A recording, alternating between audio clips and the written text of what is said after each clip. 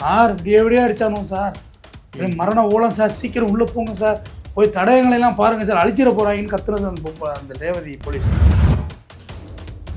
கோர்ட்டுக்குள்ளே வரக்குள்ள உனக்கு எல்லா போலீஸ் சல்யூட் பண்ணுறாங்க. அப்போ நீ இன்னும் போலீஸாகவே வாழ்ந்துட்டு இருக்க. உன்னை வெளியே விட்டா நீ என்னெல்லாம் பண்ணுவேன், எல்லாரையும் மட்டும் இல்லை, நீ உள்ளே நான் கேஸை முடிக்கிறேன் அப்படி தான் நீதிபதி. இதெல்லாம் நான் ரொம்ப நல்ல மாதிரி இப்போ பெயிலில் வரல, அவர் உடம்பு சரியில்லைன்னு வைத்தியத்துக்கு வந்துட்டுருக்காரு, அவரே அட்டாக் பண்ண பாஞ்சிருக்காங்க.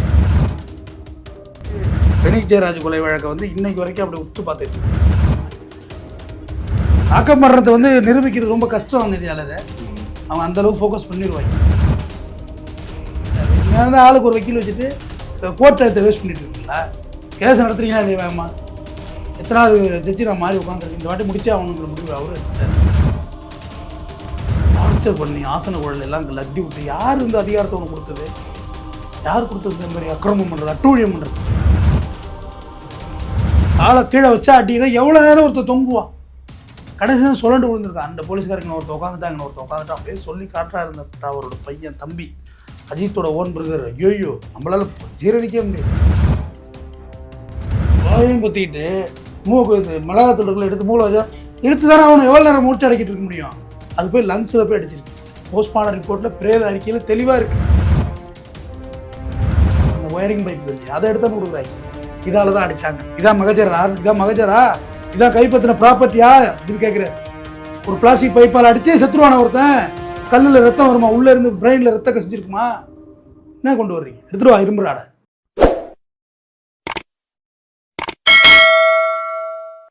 மெட்ராஸ் டவுன் பஸ் நேயர்களுக்கு வணக்கம் சார். வணக்கம்ங்க சார். இப்போ நீங்கள் தொடர்ந்து வந்து லாக்அப் மரணங்களுக்கு எதிராக வந்து குரல் கொடுத்துட்டு இருக்கீங்க. இப்போ நம்ம இந்த ஃபெனிக்ஸ் ஜெராக்ஸ் வழக்கையும் சரி, அதே போல் திருப்பவனம் அஜித்குமார் வழக்கிலையும் அப்டேட் வந்திருக்கு. இப்போ அந்த கேஸில் என்ன சார் நடந்துகிட்டு இருக்கு? அதாவது லாக்அப் மரணங்கள் கிடையாது, அதிகாரத்தால் அக்கிரமக்காரர்கள் மரணத்தை வந்து நம்ம எதிர்க்க முடியாது. உன்னோட பவரை பயன்படுத்தி ஒன்று செய்வேன், அதை வச்சு தப்பிச்சிக்க முடியுங்கிறது வந்து நம்மளால் ஒத்துக்க முடியாது. பெனிக் ஜெயராஜ் படுகொலையில் வந்து தந்தை மகன் சாத்தாங்குளம் அடித்து கொலை செய்த வழக்கில் முக்கியமாக இன்றைக்கி ஜட்ஜ்மெண்ட், அதாவது ஏறக்குறைய அந்த வழக்கு வந்து எல்லைக்கு வந்துருச்சு. ஆனால் ஒரு எனக்கு தெரிஞ்சு ஒரு 80 நாள் நான் அந்த ரேஞ்சுக்குள்ளே வழக்கே முடிஞ்சிடும். 3 மாதங்கிறது அதிகம், முடிச்சிருவாங்க. இன்றைக்கி வந்து இந்த Revathi really hats off salute Revathi madam. அவங்க அந்த காவலர் அன்றைக்கி சொன்னாங்கல்ல, பாரதிதாசன் மேஜிஸ்ட்ரேட் போடப்போ அவரே அடிக்க பஞ்சாங்க இவங்க. இந்த சீதெல்லாம் நான் ரொம்ப நல்ல மாதிரி இப்போ பெயிலில் வரல, அவர் உடம்பு சரியில்லைன்னு வைத்தியத்துக்கு வந்துட்டுருக்காரு, அவரே அட்டாக் பண்ண பாஞ்சிருக்காங்க இவரெல்லாம். அதனால் அவங்க இந்த மேடம் ஒடியாந்து வெளியே வந்து, சார் விடியே அடித்தானோ சார், மரண ஓலம் சார், சீக்கிரம் உள்ளே போங்க சார், போய் தடயங்களெல்லாம் பாருங்கள் சார், அழிச்சிட போகிறாங்கன்னு கத்துனது அந்த ரேவதி போலீஸ். கையேறு நிலை அவங்க என்ன செய்ய முடியும்? கடைநிலை காவலர் என்ன பண்ண முடியும் இந்த போடுற அட்டூழிய ஆட்டத்துக்கு? அப்போ தான் வந்து அந்த மேடம் அன்றைக்கி வந்து சாட்சி ஏறிட்டாங்க கோர்ட்டில். ஏறி அப்படியே இம்மி மாறாமல் இழை மாறாமல் நடந்ததே சொல்லிவிட்டார். அதுவும் அவங்களுக்கு நன்றி சொன்ன ராயல் சல்யூட் அவங்களுக்கு தான். இல்லை, அது மாதிரி நடக்கிறது ரொம்ப ரொம்ப அபூர்வம். ஏன்னா இன்னைக்கு காவல்துறையில் வேலை பார்த்துக்கிட்டே வந்து அவங்களுக்கு எதிராக சாட்சி சொல்லணும். அவங்க எவ்வளோ அதிகாரத்தில் இருக்கிறாங்க. ஸ்ரீதரை வந்து லாஸ்ட்டாக நீதிபதி, மதுரை நீதிபதி வந்து என்ன சொன்னார், நீ கோர்ட்டுக்குள்ளே வரக்குள்ள உனக்கு எல்லா போலீஸ் சல்யூட் பண்ணுறாங்க, அப்போ நீ இன்னும் போலீஸாகவே வாழ்ந்துட்டு இருக்க. உன்னை வெளியே விட்டா நீ என்னெல்லாம் பண்ணுவேன், எல்லாரையும் மட்டும் இல்லை, நீ உள்ளே நான் கேஸை முடிக்கிறேன் அப்படி தான் நீதிபதி சொன்னார். உள்ளே இருந்தே கேஸ் பார்க்கட்டும், உள்ளே இருந்தால் கேஸ் பார்க்குறேன், பெயில் விடலை இப்போ யாரையுமே. அவர் ஸ்ரீதர் இன்ஸ்பெக்டர் வந்து எதில் விட்டாங்கன்னா மருத்துவ விடுப்புக்கு வந்து சுப்ரீம் கோர்ட்டு போனார். இங்கே யாருமே விடலையே, மதுரை ஹைகோர்ட்டு விடலையே.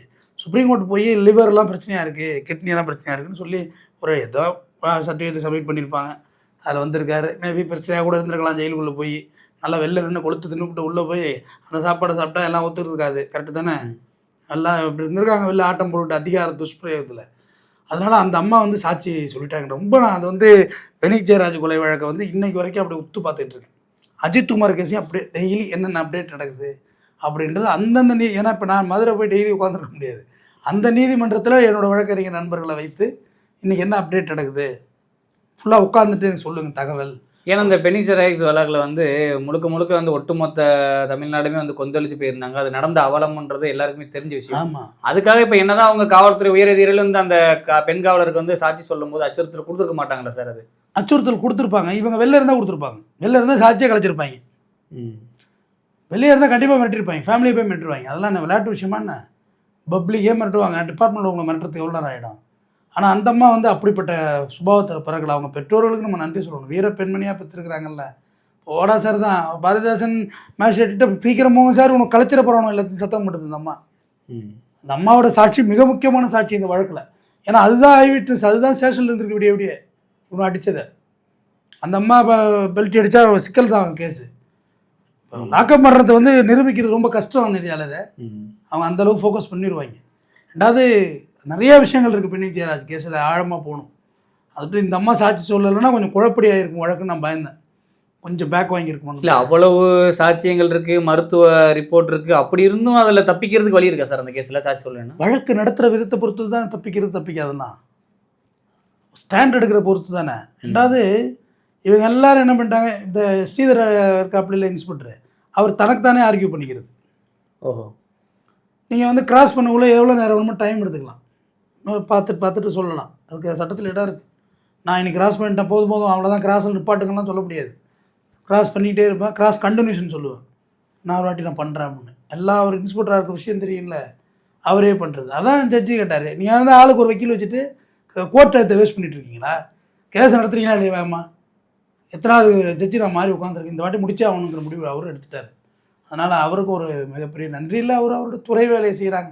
நீதித்துறைக்கு போய் நம்ம என்ன நன்றி சொல்கிறது. இப்போ நீங்கள் சொல்கிற மாதிரி ஒரு 80 நாளுக்குள்ளே வழக்கே முடியுது. ஒரு நாள் 3 மாதம் வச்சாங்க அதிகபட்சம். என்ன டாக்டர்லாம் ஏறணும்ல, டாக்டர் ஏறணும், ஐஓ ஏறணும், நிறையா வேலை இருக்குல்ல. எல்லாமே ஆவண சாட்சியங்கள்லாம் நிறையா இருக்குது. வழக்கு டிலே காரணம் அதுதான். ரெண்டாவது ஜட்ஜஸ் மாறுறது ஒரு பெரிய ப்ராப்ளமாக இருக்குங்க. அடுத்த ஜட்ஜஸ் வரக்குள்ளே மறுபடியும் ஃபஸ்ட்லேருந்து இந்த கேஸை நம்ம டியூன் அப் பண்ணி ஜட்ஜு தயாராகிடுவாங்க. மறுபடியும் ஃபஸ்ட்லேருந்து எல்லாத்தையும் நினைவூட்ட வேண்டியதாக இருக்குன்னு சொல்ல வரேன். அது இதெல்லாம் வந்து ஸ்பெஷல் கோர்ட்டை போட்டு மாறாமல் முடிச்சு விட்டு போங்கன்னு யாராவது முடிச்சு விட்ருவோம். இல்லை இப்போ இதில் எந்த மாதிரியான தண்டனைகள்லாம் கிடைக்கிறது? இந்த மேலே போட்டிருக்கிறது கொலை வழக்கு, அப்பட்டமான கொலை வழக்கு. கடந்த ஏடிஎம்கே பீரியடில் நடந்து மாடுறது அப்பட்டமான கொலை வழக்கு. தந்தைமான ஒரு போர்ட்டிக்கோட 2 பணம் கற்பனை பண்ணுவீங்க அப்பாரு பிள்ளையா பெனிச்சா அந்த பையனுக்கு வந்து சம்மந்தம் பார்த்துருந்துருக்காங்க, கொடுமைப்படுத்தி கொலை பண்ணியிருக்காங்க. கொட்டூரமான கொலைங்க. டார்ச்சர் பண்ணி ஆசன குழல் எல்லாம் லத்தி விட்டு யார் இந்த அதிகாரத்தை ஒன்று கொடுத்தது, யார் கொடுத்தது இந்த மாதிரி அக்கிரமம் பண்ணுறது, அட்டூழியம் பண்ணுறதுக்கு? அந்தளவுக்கு அவன் கிரிமினல்ஸ். அவங்க கிரிமினலாக இருந்தாலுமே அது கிரிமினலாக இருந்தாலுமே பண்ணுவியா நீ? தப்பு இல்லை. இது யார் கொடுத்தா அந்த அதிகாரத்தை? அவங்க ஏகப்பட்ட போய் சொல்லியிருக்காங்க. அதாவது பையன் வரக்குள்ளேயே ஒரு உடல்நல சரியில்லாமல் வந்தார் அப்படின்னு பைக்கில் வந்து கின்னு மாதிரி இறங்கினாரா இல்லையா? அதுதான் நான் சொல்லுவேன் மீண்டும் மீண்டும், எனது அருமை நேர்களே, ஸ்டேஷனுக்கெல்லாம் கூப்பிட்டா கம்பல்சரி ஒரு வழக்கறிஞர் கூட்டிகிட்டு போகும். உங்கள் உள்ளூரில் இருப்பாங்க அட்வொகேட்ஸு, உங்கள் சொந்தக்காரங்க இருப்பாங்க, யாராக இருந்தாலும் ஃப்ரெண்ட்ஸு, ஏதோ உங்களால் முடிஞ்ச ஒரு தொகையை கொடுத்து வாங்கன்னு கூட்டிகிட்டு போங்க. ஒரு வக்கீல் இருந்தால் நடந்திருக்காதுங்கிறது தான் என்னோட கருத்து. வக்கீல் குய்யமுறைன்னு ஊரை கூட்டிடுவாங்கல்ல, அடிக்கிறாங்க ஓடியாங்கன்னு ஊரை கூட்டிருந்தாலே பஞ்சாயத்து ஆயிருக்காது. இது அடுத்த நடந்த லாக்அப் டத்துலேயும் இந்த விஷயம் தான், அஜித்குமார் வழக்குலையும் இது நடந்திருக்கு. அதை தான் இப்போ கேட்கலான்றேன். திருப்போன அஜித்குமார் வழக்குலையும் வந்து ஒரு அதிரடி திருப்பு வந்திருக்கு. அந்த நிகிதாவுடைய புகாரே போலியான புகார்னு சமீபத்தில் செய்தியெல்லாம் பார்த்து கீதாவோட புகாரே இல்லை, நீதாவோட புகாரே இல்லை. நீங்கள் என்ன பொய் புகாரெல்லாம் வேண்டிய இல்லை, புகாரே இல்லையே, அப்படி ஒரு ஸ்டேட்மெண்ட்டே அவங்கள்ட்ட இல்லை. அப்போ டிஎஸ்பி சண்முக சுந்தரம் அவர் வந்து சிபிஐயில் வந்து அவரையும் அக்யூஸ் ஆக்கியிருக்காங்க. அவரை வந்து பிடிவாரண்டு போட்டிருக்காங்க. அவருக்கு கோர்ட்டுக்கு வராமல் ஓட்டிகிட்டு இருந்தார் காலத்தை. சண்முக சுந்தரம் டிஎஸ்பி இப்போ அவருக்கு பிடிவாரண்டு பிறப்பிச்சிருக்காங்க. அவருக்கு கீழே தான் அந்த கிரைம் டீம் வர்றதுனாலயா சார்? இல்லை அவர் தான் ஆர்டர் பண்ணாருன்னு இவங்க சொல்கிறாங்க. யார் இந்த போலீஸ் டீம் எல்லாம் இந்த அக்யூஸ் கொடுத்துருக்காங்க பாரு. வேலைக்கு ஓனாஞ்சாச்சியா என்ன கதையாக இருக்குது. கொண்டு வச்சு ஒரு வாழ வேண்டிய பிள்ளைய அடித்து அந்த தம்பிக்காரர் வந்து செல்லி காட்டுறாரு, ஒரு சேனலில் போட்டாங்க. அந்த மரம் இருக்குது தம்பி, நம்ம கிராமத்தில் ஆற்றுக்கார ஒரு மரம் இருக்கும் பார்த்தீங்களா, அந்த மரத்தில் இப்படியே கையை பிடிச்சிக்கிட்டு தொங்க சொல்லியிருக்காங்க, கீழே காலை வச்சு அடிக்கிறது. என்னடா டார்ச்சர் இது? ஏதோ நம்ம ஊரில் இருந்த இதை ஓனானை பிடிச்சி மூக்கு போட்டி போட்டு பண்ணுற மாதிரி மனுஷனை ஓனானையும் பண்ணக்கூடாது, பாவம்ல, அதுவும் உயிர் தானே. காலை கீழே வச்சா அடிக்கிறத எவ்வளோ நேரம் ஒருத்தர் தொங்குவான். கடைசி சொல்லண்டு விழுந்திருக்கான். அந்த போலீஸ்காரங்க ஒருத்தர் உட்காந்துட்டாங்க, ஒருத்தர் உட்காந்துட்டா அப்படியே சொல்லி காட்டுறாரு இந்த அவரோட பையன் தம்பி அஜித்தோட ஓன் பிரதர். ஐயோ நம்மளால் ஜீரணிக்கவே முடியல. ஏன் இந்த ஜெய்பீம் படத்தை பார்த்து திருந்துங்கடான்னா மிளகாப்பொடி ட்ரீட்மெண்ட்டை கற்றுருக்காங்க. அதில் லங்ஸில் மிளகாத்தூள் ஸ்ப்ரே இருக்குது. மிளகாப்பொடி ஸ்ப்ரேன்னா கொஞ்சம் கோழையாக இருக்கும், முறுப்புகள் எல்லாமே உள்ள கோழையாக தானே இருக்குது. மூக்கில் வச்சு ஸ்டஃப் மாதிரி ஏற்றி விட்ருக்கானப்பா, அமுக்கி பிடிச்சி வச்சு வாயையும் புற்றிக்கிட்டு, சொல்லவே முடியல, வாயையும் புற்றிக்கிட்டு மூக்கு இது மிளகாத்தூள்களை எடுத்து மூளை வச்சா எடுத்து தானே அவனை எவ்வளோ நேரம் மூச்சு அடைக்கிட்டு இருக்க முடியும். அது போய் லங்ஸில் போய் அடிச்சிருக்கு. போஸ்ட்மார்டம் ரிப்போர்ட்டில் பிரேத அறிக்கையில் தெளிவாக இருக்குது. எப்படி பெண்ணிக் ஜெயராஜ் ஆசன குழலில் வந்து கம்பி விட்டுருந்தாங்களோ அதே மாதிரி இதோட பிரேத அறிக்கையில் மிக தெளிவாக இருக்கிறது. மிளகா பொடி ட்ரீட்மெண்ட் கொடுத்துருக்காங்க. இதெல்லாம் எப்படி இதில் இந்த மாதிரிலாம் இப்போ ஒரு சாதாரண ஒரு மனிதன் காக்கி சட்டை போடாமல் ஒருத்தர் செய்கிறான்னா கூட தட்டி கேட்கணும், போய் அடிப்பாங்க. அது காக்கி சட்டை இருக்கும் போலீஸ்ன்றதுனால மக்கள் போய் அதை கேட்கக்கூட முடியல அப்படின்னு ஒரு கொந்தளிக்கல. மக்கள் பொதுவாக காக்கி சட்டைக்கு பயப்படுறாங்க. நான் அதை வெளிப்படையாக பதிவு பண்ணுறேன். காக்கி சட்டைகள் அந்த சில அதிகாரிகள் அந்த பயத்தை யூட்டிலைஸ் பண்ணிக்கிறாங்க. எவ்வளோ போலீஸுக்கு இருக்காங்க நமக்கு தெரிஞ்சவங்க. நான் போலீஸுக்கு ஃபேவராகவே பேசுகிறவன் தான். ஆனால் இந்த போலீஸுக்கு எப்படி ஃபேவராக பேச முடியும்? அவங்களுக்கு வந்து பணி வேலை அதிகமாக இருக்குங்கிறத நான் ரொம்ப நாளாக பேசிகிட்டு இருக்கேன். ஓய்வு பத்தலைங்கிறத பேசிகிட்டு இருக்கேன். அவங்களுக்கு வந்து ரெஸ்ட்டு கொடுங்க, நல்லா ஃபுட்டு கொடுங்க, நல்லா சஃபகேஷன் இல்லாத பிளேஸில் வேலை செய்ய கொடுங்க. நடு ரோட்டில் இருந்து வேலை பார்க்குறாங்க, பாதுகாப்பு இல்லை, ஹெல்மெட்டு போல நம்மள செக் பண்ணுறாங்க. அவங்க ஹெல்மெட் போடாமல் நிற்கிறாங்க நடு ரோட்டில். அவங்களுக்கு என்ன பாதுகாப்பு இருக்குது? ஒரு வண்டி பிரேக் இறக்கி பிடிங்கிட்டு வந்து அடிச்சுன்னா என்ன வருது? சொல்கிற ஒரு உதாரணத்துக்கு அதெல்லாம் நான் பேசக்கூடியவன் தான். அந்த ஹியூமானிட்டி எனக்கும் தெரியும். பிரிட்டிஷ்காரன் கொடுத்த மேனுவலில் மாற்றாமே இருக்குது. நிறையா மாற்றணும். அவங்க டிபார்ட்மெண்ட்டை அட்வான்ஸ் பண்ணணும். ஸ்டேஷனெல்லாம் ஏசி பண்ணுங்கள். அவங்க நல்ல மாதிரியாக கம்ஃபர்ட் ஜோனில் வேலை பார்க்க வைக்கணும். இரிட்டேட்டாக வச்சுருக்காங்க.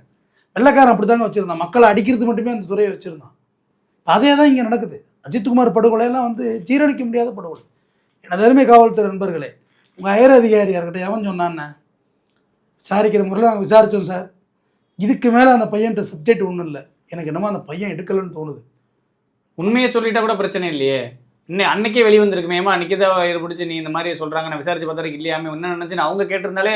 நடப்புறம் இதில் வந்து எடுத்தாங்களே பின்னாடி அந்த வீடியோலாம் இல்லைன்னா என்ன ஆகிருக்கும்? அதில் கடைசி நேரம் அடிக்கிறான் போலீஸு, அடிக்க முடியலை, கையை வலிக்குது அவனுக்கு. அப்போ வாங்குறவனுக்கு எப்படா இருந்திருக்கும்? கை வலிக்குன்னு சொல்லுவாங்க. சொட்டு நடிப்போம்ல, செத்தப்பம் படிக்கிற மாதிரி அடிக்கிறான். அப்போ இதெல்லாம் டிஎஸ்பி சண்முக சுந்தரம் தான் சொன்னாருன்னு அன்றைக்கே சொல்ல வேண்டியதானே. இப்போ உனக்கு கெட்டு போகல மாறு. உனக்கு யார் சொன்னா? உனக்கு எந்த ஏர் அஃபிஷியல் சொன்னான்னு சொல்கிறா, பிடிச்சி உள்ள வைக்கட்டும். அது அழகாக எஸ்எம் சுப்பிரமணியம் மாண்பு. இவங்க எப்படி சார் இந்த 5 பேர் 4 பேர் எப்படி சார் உள்ளே போவாங்க? இப்போ அவங்க டிஎஸ்பியை கண்ணை காட்டலாம், டிஎஸ்பி அவருக்கு மேலே உத்தரவு போட்ட ஒரு கண்ணை காட்டலாம். இல்லை காட்டுவாங்க. எல்லாரையும் கொலைகேசில் சேர்க்க வேண்டியது தான். இவங்கெல்லாம் கொலைகேசிலாம் இருக்காங்க. மாண்புமிகு உயர்நீதிமன்ற நீதியரசர் எஸ்எம் சுப்பிரமணியம் தான் நன்றி சொல்லணும். சாத்தாங்குளம் பெண்ணிக் ஜெயராஜ் படுகொலை அரங்கேறியது என்றால் அது முழுக்க கண்டுபிடிக்கிறதுக்கு காரணமாக இருந்தவர் மரியாதைக்குரிய நீதியரசர் PN பிரகாஷ் அவர்கள். மறந்துடக்கூடாது, மதுரை உயர்நீதிமன்ற நீதியரசர். அவர் தான் பாரதிதாசன் மேஜிஸ்ட்ரேட் அனுப்புகிறார். இல்லாட்டி வெளியிலே வந்திருக்காதுங்க. நீ எப்படி போர்மேனோட லைஃப் எப்படி வெளியே கொண்டு வருவேன்? சோசியல் மீடியா தான் இன்னைக்கு சோசியல் மீடியா இருக்குது. பெண்ணிக் ஜெயராஜ் மேட்டரப்போ லாக்டவுனு, எல்லாம் வீட்டுக்குள்ளே கிடந்தோம். நம்ம எங்கே இருந்து சோசியல் மீடியா நம்மள்கிட்ட? சும்மா இது டிக்டாக்ல ஓடி கிடந்துச்சு. ஆனால் நான் பதிவு பண்ணுறேன், நீங்கள் அஜித்குமார் படுகொலை கூட தடுத்துருந்துருக்க முடியாது. ஊர் மக்கள் பிடிவிச்சு அடிக்கிறாங்கன்னா ஊர் பெரியவங்க ஒரு 10 பேர் வந்து என்னங்க போட்டு பையனை அடிக்கிறீங்க, வாங்க ஊரில் பேசி. அந்த அளவுக்கு சார் போலீஸ் மேலே அவங்களுக்கு பயமாக இருக்குது. இப்போ ஒரு பையனை கொண்டு போய் இப்போ மணிக்கணக்காக வச்சு அடிக்கிறாங்கன்னா அவங்க பேரண்ட்ஸ் போய் ஒரு 50-10 பேர் கூட போய் கேட்க முடியாத அளவுக்கு சார் இருக்காங்க. அந்த அளவுக்கு யார் சார் அவங்களுக்கு? நீங்கள் நல்லா புரிஞ்சுக்கணும். சிட்டியில் ஜாதி இல்லை. இங்கே அந்த போலீஸ் என்ன ஜாதின்னு தெரியாது, நான் என்ன ஜாதின்னு தெரியாது, நீங்கள் என்ன ஜாதின்னு இங்கே தெரியாது. ஆனால் கிராமத்தில் தெரியுதா தெரியலையா? வெளிப்படையாக பேசும், கொஞ்சம் வெளிப்படையாக பேசும், தெரிஞ்சிடும். தெரியும். அந்த விசாரணை முறையாக பார்ஷியாலிட்டி இருக்குது. டவுனில் தெரியாது, இங்கே தெரிஞ்சுக்க முடியாது. ஐபிஎஸ்லாம் வேறு மொழி பேசுகிறாங்களே, ஐஏஎஸ்லாம் வேறு மொழி பேசுகிறாங்களே. ஆனால் கிராமத்தில் அப்படி இல்லை. இவனா இன்னாருமாவன் இவன் செஞ்சிருப்பான். அன்றைக்கி திருன்னு முடிச்சான் என்னை பார்த்து. உங்களோட வெஞ்சன்ஸை பூரா காட்ட ஆரம்பிக்கிறீங்க. அஜித்குமார் கொலை வழக்கிலே அது நடந்திருக்கு. அதில் எல்லா பிரச்சனையும் ஜாதி வரைக்கும் அதுக்குள்ளே இருக்குது, உள்ளடியில் இருக்குது. அதாவது எஸ்எம் சுப்பிரமணியம் நீதியரசர் மாண்புமிகு நீதியரசர் இல்லைன்னா அஜித்குமார் கொலை வழக்கெல்லாம் இந்த அளவுக்குலாம் வந்தே இருக்காதுங்க. ஒரு பிளாஸ்டிக் PVC பைப்பு வெளியே கிடக்கு, நம்ம அந்த ஒயரிங் பைப்பு தம்பி, அதை எடுத்து வந்து கொடுக்குறாங்க. இதால் தான் அடித்தாங்க. இதான் மகஜரா, இதான் கைப்பற்றின ப்ராப்பர்ட்டியா அப்படின்னு கேட்குறாரு. ஒரு பிளாஸ்டிக் பைப்பால் அடித்து செத்துருவான ஒருத்தன். ஸ்கல்லில் ரத்தம் வருமா, உள்ளே இருந்து பிரெயினில் ரத்தம் கசிஞ்சிருக்குமா? என்ன கொண்டு வர்றீங்க? எடுத்துருவா இரும்புறாட. காதால் ரத்தம் வருமா? பிளாஸ்டிக் பைப்பில் அடித்தா பட்டு என்ன ஆகிட போகுது? அவ்வளவும் போய் எவ்வளவு தகுடுத்த வேலைகள்ங்கிறீங்க இவங்க தப்பிக்கிறதுக்கு. இன்னைக்கு தான் பிடிவாரண்டி ஒரு மேலே போட்டிருக்காங்க. ஓகே, ரிமைண்ட் பண்ணுங்க, வழக்கை உள்ள வச்சு முடிச்சு விடுங்க. இல்லை, இப்போ இவர் இந்த டிஎஸ்பி வெளியே இருந்தாலுமே இப்போ அவருக்கு கீழே இருக்கக்கூடிய கிரைம் டீமை காப்பாற்றுவார்ல, தனக்கு எதுவும் பாதகம் வந்துடக்கூடாதுன்னு, அதுக்காக அவரை வெளியில் விட்டு வைக்கிற தப்பு தான். அதாவது அவர் வெளியே வைக்கக்கூடாது. சிபிஐயில் இருக்க வழக்கு, சிபிஐ தான் முடிவெடுக்கணும். ஏன் வெளியே வச்சுருக்காங்கன்னு தெரியல. ஏன் வெளியே வச்சுருக்காங்க? இல்லை, அந்த கேள்வி எனக்கு ரொம்ப நாளாக இருக்குது. இவர் தானே எல்லாம் கார்னர் பண்ணுறாங்க. நிகிதாவை ஏன் ரிமாண்ட் பண்ணல இன்னமும்? அதுக்கு முதல்ல பதில் சொல்லுங்கள். இதை விடுங்க, இவன் போலீஸ்காரன் மாட்டிட்டா அதை எப்படியோ கோத்து இழுத்துருவான்னு வச்சுங்க. நிகிதாவை ரிமாண்ட் பண்ணிருக்கணும்ல சிபிஐ, இன்ன வரைக்கும் ரிமாண்ட் பண்ணல. ஆமாம், எந்த முதல் கம்ப்ளைண்ட் யார் புகார் கொடுத்தாங்கன்னா அந்த புகாரே இல்லை. ஆனால் இப்போ வழக்கு சுற்றி வருது. நான் அன்னையிலேருந்து சொல்கிறேன், இந்த நிகிதா கிட்ட கூட யாரும் போக முடியலைங்க. இவ்வளோ விசாரணை நடந்துக்கிட்டே இருக்குது ரன் ரன் ரன் ரன் நம்ம பேசிக்கிட்டு தானே இருக்கோம். ஏன் நிகிதாக்கிட்ட யாருமே போக முடியல? அவ்வளோ பெரிய ஆளா சார் அவங்க? அதுதான் எனக்கும் தெரியல. உருவத்தில் பெரிய ஆளாக இருக்காங்க. அப்போ அவருக்கு அவங்க எவ்வளோ பெரிய கான்டாக்ட்ஸ் இருக்குது. திருமாரட்சி இருக்கார்ல பிஜேபி அண்ணன், அவர் வரையும் சொல்கிறாரு, ஐயா என்ன ஏமாற்றி கல்யாணம் பண்ணாங்க, மோசமான குரூப்பியாதுன்னு. அவர் அவர் சீன்லேயே கிடையாது. ஆனால் அவருக்கு உண்மையிலே அது ஒரு பாராட்டு சொல்கிறார். பிஜேபியில் இருக்காரு, கட்சிகள் வேறு தான், ஆனால் அவர்கிட்ட ஒரு நல்ல எண்ணம் இருந்திருக்குல்ல. இவங்க வந்து சரியில்லாதவங்கன்னு சொல்கிறாருல்ல. இன்னைக்கு தான் ஒரு சாஃப்ட் கார்னர் இல்லை அவங்க. அந்த மாதிரி ஒரு சம்பவமே நடக்கலைங்க. இவங்க கார் சாவி அஜித் வாங்கவும் இல்லை. அந்த சைக்கிள் எடுத்துகிட்டு போனது வீல் சேர் இருக்குல்ல தம்பி, அதில் தான் தம்பி பிரச்சனையே உண்டாயிருக்கு. 19 யாரோ ஃபோன் அடித்து கொளுத்தி போட்டுருக்கு. இங்கே ஒருத்தன் வாட்ச்மேனு பண்ணுறான். நான் தான் பல முறையே சொல்லியிருக்கேன். இந்த உணவகங்களில் இருக்காங்கல்ல எளிய மனிதர்கள் தான், அவங்களே கூட ஒரு கார்காரன் ரெக்கார்டாக ஃபீல் பண்ணால் கொஞ்சம் ஒதுங்கி நின்று பெட்டர்னு சொல்கிறேன். ஏன்னா இப்போ என்ன கண்டிஷனில் ஏன் வர்றான்னே தெரியல. எல்லாம் எப்படி இருக்காங்க மனிதர்கள் சொல்கிறேன். எளிய மனிதர்களை இங்கே ரொம்ப எளிதாக எல்லோரும் ஹேண்டில் பண்ணிடுறாங்கன்னு என்னோட கருத்து. எளிய மனிதர்களை ரொம்ப எளிமையாக அப்படின்ட்டு ஹேண்டில் பண்ணுறாங்க. லெஃப்ட்டில் ஹேண்டில் பண்ணுறேன்னு சொல்லுவாங்கள்ல, அந்த மாதிரி இருக்குது. அதை விட்டு நம்ம ஒதுங்கி நின்றுக்க வேண்டியதான்.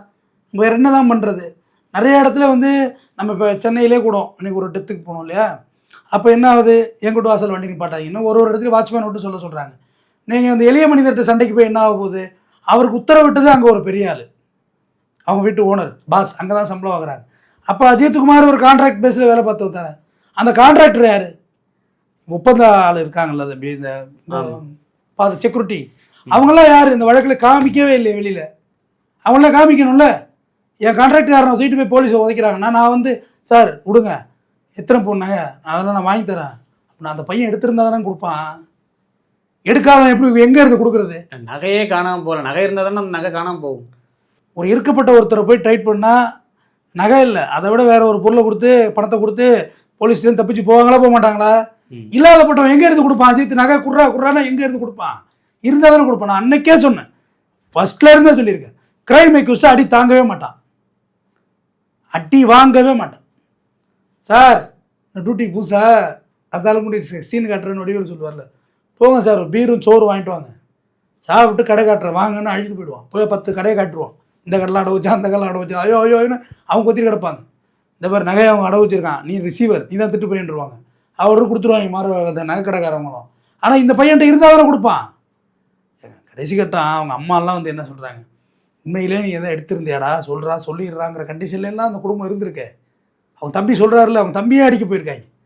இவன் காலை கீழே வச்சானா ஒன்றே அடிப்பண்ணிருக்காங்க யாராவது தம்பியை. எப்படிப்பட்ட ஒரு கொடுமையான துர்ப்பாக்கியமான நிலைமையில் அந்த குடும்பம் இருந்திருக்கு. இங்கே இயலாதவனுக்கு ஒரு நியாயம் இருக்கிறவனுக்கு ஒரு நியாயமாக இருக்குங்க. உண்மையாக சொல்கிறேன், அந்த பார்ஷியாலிட்டியெல்லாம் இங்கே இருக்குது. என்ன தான் கவர்மெண்ட் வந்து சிஸ்டமேட்டிக் கொண்டு வந்தாலும் பிரச்சனை இருந்துக்கிட்டே இருக்க. இப்போ இந்த வழக்கில் அஜித்குமார் வழக்கில் என்ன மாதிரியான தண்டனைகள் சார் கொடுக்கப்படாது? கொலை வழக்கு தான் போட்டிருக்காங்க. லாக்அப் மரணம் கண்டிப்பாக கொலை வழக்கு. இது லாக்அப் மரணம் கிடையாது, இது வெளியிலே வச்சு பண்ணியிருக்காங்க. அந்த லோக்கல் இன்ஸ்பெக்டர் தப்பிச்சிட்டாரு, அவருக்கே தெரியலையே இந்த விஷயம். ஸ்பெஷல் டீம் எப்படி டைரெக்டாக அப்போ தான் மதுரை நீதிமன்ற எஸ்எம் சுப்பிரமணிய ஐயா வந்து ஸ்பெஷல் டீம்லாம் கலைச்சி விடுங்க தேவைன்னா அது எஸ்பி உடனே ஆர்டர் போடுறது. அப்போ டைரெக்டாக அவங்க யார் உத்தரவு கொடுத்தது? ஒரு புகாரை கொடுத்தாலே செருப்பு தான் நடக்க வேண்டியதாக இருக்குது. ஆமாம், இதான் யதார்த்தம். புகாரே இல்லாமல் கிரைம் டீம் இறங்கி வேலை புகாரே இல்லை, வித்தவுட் எனி கம்ப்ளைண்ட் எப்படி விசாரிச்சிங்க? அப்போ உங்களுக்குள்ள அந்த வேலை செஞ்ச அதிகாரம் என்ன? நிகிதா யார்? இந்த டிஎஸ்பி சண்முக சுந்தரம் யார்? இவெல்லாம் அம்பு நீங்கள் வில்லை விட்டுட்டு உட்காந்துருக்கீங்க. வில்லை இழுத்தது யார்? அம்பு மேலே தப்பு தான், இவனை விடக்கூடாது. உனக்கு அறிவு இல்லையா? நீ ஒருத்தர் அடித்து கொள்ளுவியா? அவன் வேலை அதுவா? இதெல்லாம் அடிக்கிற அதிகாரம் யார் கொடுத்தது? அவன் சொன்னால் உனக்கு எங்கே போச்சு புத்தி? உனக்கு எங்கே போச்சு புத்தி? ஐயா நான் என்ன சொல்கிறேன், எல்லாருமே காவலர்களே இந்த மாதிரி ஏதாவது பேசுகிறோம் டார்ச்சர் பண்ணி வேலை வாங்குறாங்கன்னா, ஐயா விசாரிச்சுட்டேன், அவன் எடுக்கலை, இதுக்கு மேலே நீங்கள் வந்து விசாரிச்சுக்கிட்டு இதுக்கு மேலே நீங்கள் என் மேலே மெமோ கொடுத்தாலும் நான் வாங்கிக்கிறேன். அதை செய்யாமல் இருந்தாங்கன்னா கடைசியில் ஜெயிலுக்கு போக வேண்டிய நிலைமை வந்துடும். செஞ்சீங்கன்னா முடிஞ்சு போச்சு. அப்படி என்டையராக சட்டம் இருக்க இருபுறம் திட்டி ஆயுதம் இல்லை, 4 புறம் திட்டி ஆயுதம். இப்போ நீங்கள் கோர்ட்டை வேடிக்கை பார்த்துட்டே வர்றீங்களா? ஒன்ஸ் நீங்கள் ஒரு கேஸில் சிக்குங்களேன், அந்த பின்னல்லேருந்து நீங்கள் வெளியிலே வர முடியாது. அது போலீஸாக இருந்தாலும் சரி, நீதி அரசராக இருந்தாலும் சரி, வக்கீலாக இருந்தாலும் சரி, யாராக இருந்தாலும் சரி, எவ்வளோ பெரிய அரசியல்வாதியாக இருந்தாலும் சரி, மாட்டிக்கிறாங்கல்ல, பின்னுதான் இல்லையா? ஸ்டெர்லைட் விவகாரத்திலே பார்த்தீங்கன்னா போராட தானே வந்தாங்க, வேறு என்ன செஞ்சாங்க அவங்க? மக்கள் போராட்டம் தானே தம்பி, தீவிரவாதிகள் அவங்க, சுட வேண்டிய அவசியம் என்ன இருக்குது? அப்போ அதிகாரத்தை யூஸ் பண்ணி அப்படி ஸ்டைலாக ஏறி சுடுறாருல்ல, சுட்டவர் அம்பு தானே, ஆர்டர் போட்டது யார்? தொடர்ந்து சாமானியன் பக்கம் குரல் கொடுப்போம். நன்றி.